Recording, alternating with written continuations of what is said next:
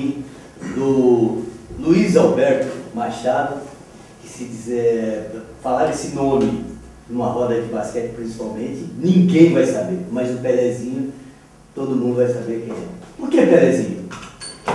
É uma história antiga. Eu gostava de jogar futebol e jogava no leite de leite, acho que eu levava jeito, sempre fui muito moreno. Então o apelido veio do futebol. Quando eu comecei no basquete, ficou no outro meio de perder. E aí seguiu no basquete, né? Seguiu e tenho muito orgulho dele. Bom, o Luiz Alberto Machado, economista formado pelo Mackenzie, vice-diretor da cadeira de economia na FAAP, escreve como ninguém. Eu, como jornalista, o invejo pelo texto que ele tem maravilhoso. Tem colunas esparramadas aí em sites, já em jornais. De onde saiu esse dom, Pelé? Eu costumo dizer para os alunos que eu acabei virando intelectual porque eu esqueci de crescer. Porque a minha paixão sempre foi o basquete, né? Eu cresci jogando basquete, dei muita sorte, peguei uma fase em que o basquete era o esporte, o segundo esporte nacional, o esporte menor no Brasil era muito forte. Eu fiz parte de um grupo que foi disputar um campeonato mundial em Porto Rico com 13 anos, foi a primeira delegação a sair para uma competição oficial com aquela idade, e até os 18 anos já tinha percorrido não sei quantos países, então eu achei que o mundo ia ser por aí.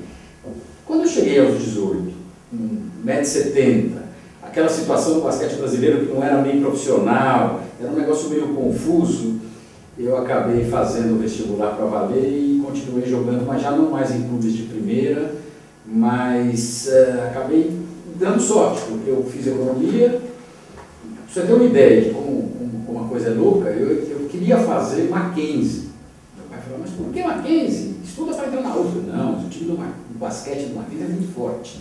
Então eu acabei fazendo economia no Mackenzie por causa do time de basquete.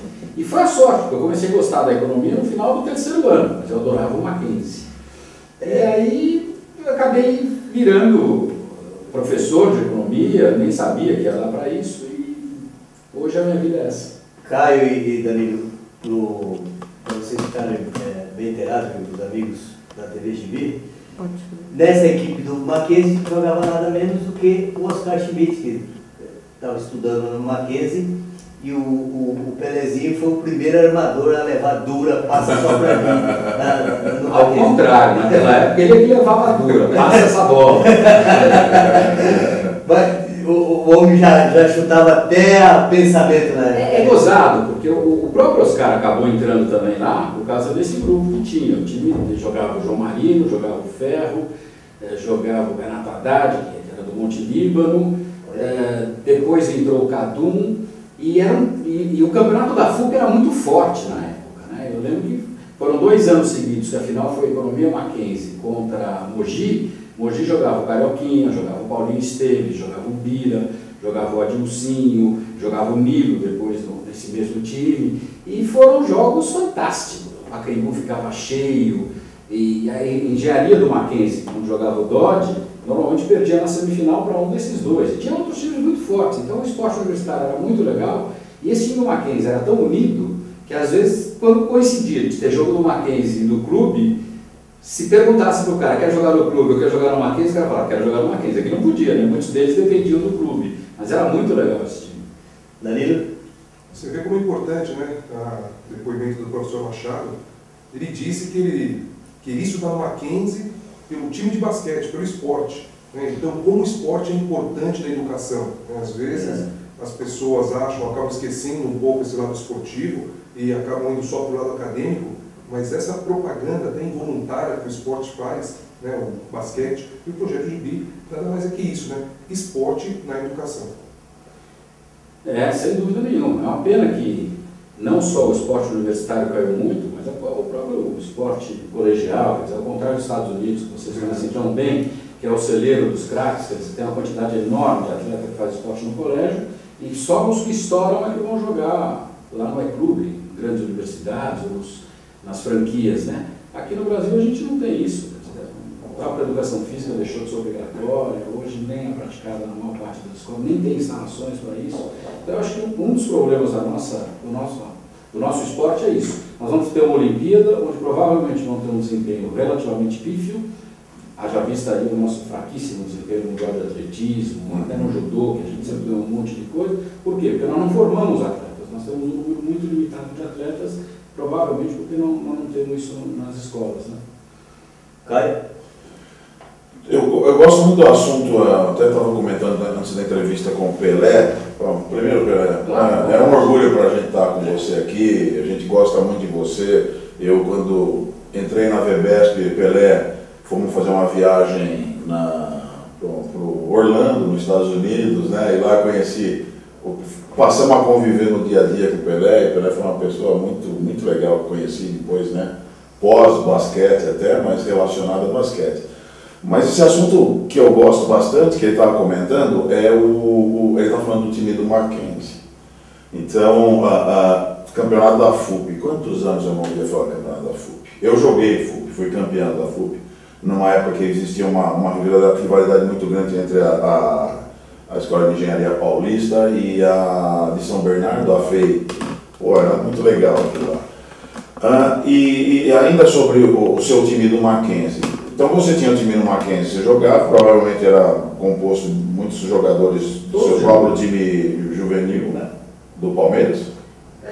Ali já tinha um monte de do paulistano, os caras que até juvenil jogavam, Palmeiras, nos grandes clubes. A gente, aqui na VBS, a gente tem bastante domínio, conhecendo bastante a história da geração de ouro, né? Até o fim dos anos 60, começo dos anos 70, e é uma história mais contemporânea. Fala um pouquinho do basquete nos anos 70, começo dos anos 80, isso é uma coisa legal.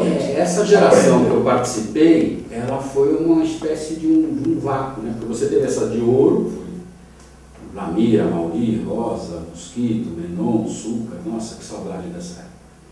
Depois você teve uma outra que ainda ganhou alguma coisa, que é a do Marquinho, do Dodge, do Carioquinha. Depois você teve um vazio. Do meu ano, de 55, não ficou um jogador muito forte.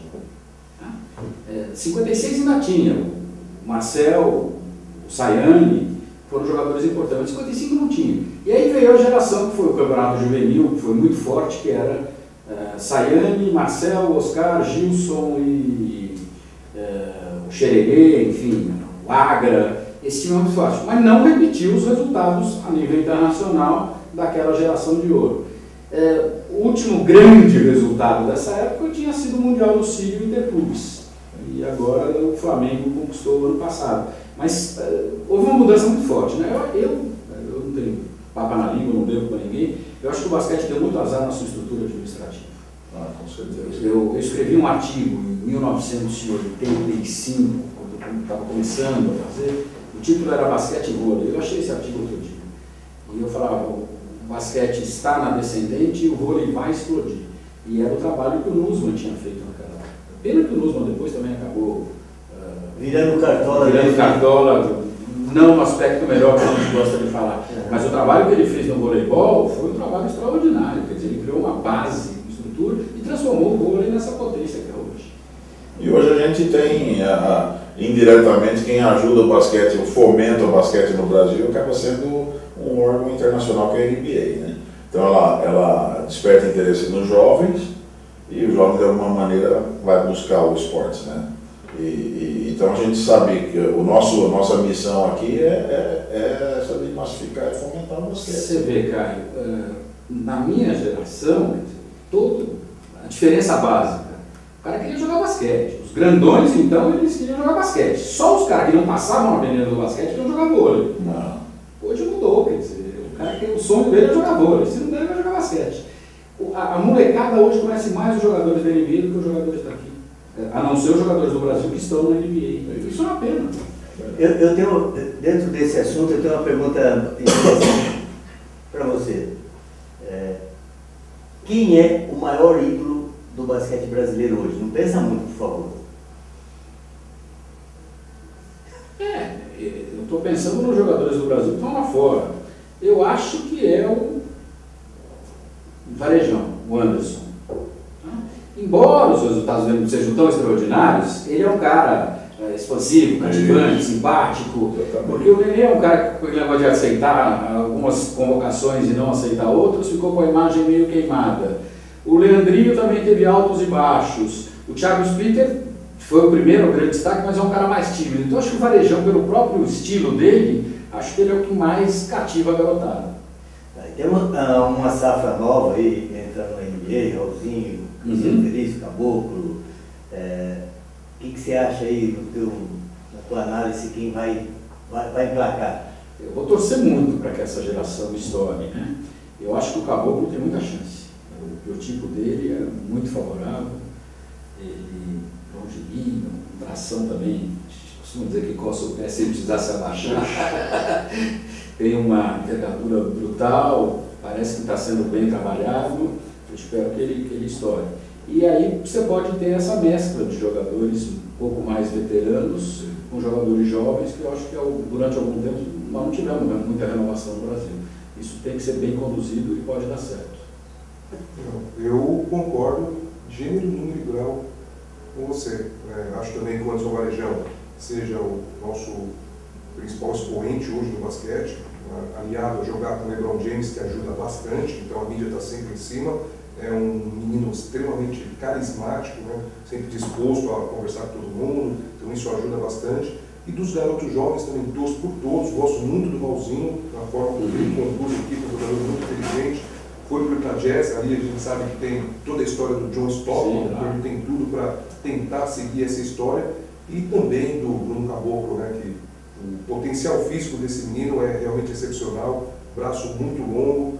Vai ter tempo, pelo menos mais 2 anos aí para ser trabalhado e mostrar todo o seu potencial. Então concordo exatamente com tudo que você falou. Bom, a gente tem aí agora a entrada também do Marcelinho Huertas, né? É uma cria do Paulistano, esteve lá no Pinheiros também. E o Lucas Bebê, que se ele quiser ser jogador de basquete, ele vai ser. Ele precisa querer ainda. Não sei se você tem alguma ideia sobre isso. Então, eu acho que o Lucas Bebê ele já deveria estar com um espaço mais garantido para ele, porque ele já é um menino de 23 anos, né? Diferente do Caboclo, que tem 20. Com experiência europeia, né? Com experiência europeia, é um menino que frequentou seleções brasileiras. E o Caboclo, e a gente tem visto aí o interesse da NBA no Brasil, eu acho que o maior interesse deles é no prospecto. Então, o Caboclo é um prospecto, ele foi no draft como prospecto. E foi escolhido no primeiro round lá, e em cima disso, né? Nunca vou esquecer o cara que levou ele falou que o Caboclo está há 2 anos de estar há 2 anos, né? Então agora ele deve estar há 2 anos de jogar na NBA. É fantástico realmente a condição atlética dele, né? Parece que ele foi construído, não nasceu, né? E nós vamos torcer bastante, sim. Eu acho que o Brasil tem uma geração garantida, esses meninos vão jogar. O que me preocupa mais são os resultados das gerações de baixo, né? Hoje nós temos um sub-16 que não vai participar do Mundial sub-17, né? Temos alguns resultados catastróficos a gente tem enfrentado aí, então isso o que acho que continua sustentando o Brasil é talento e atleticismo. Maravilha. Estamos recebendo o Luiz Alberto Machado aqui nos nossos estúdios. A gente vai a um rápido intervalo e já voltamos.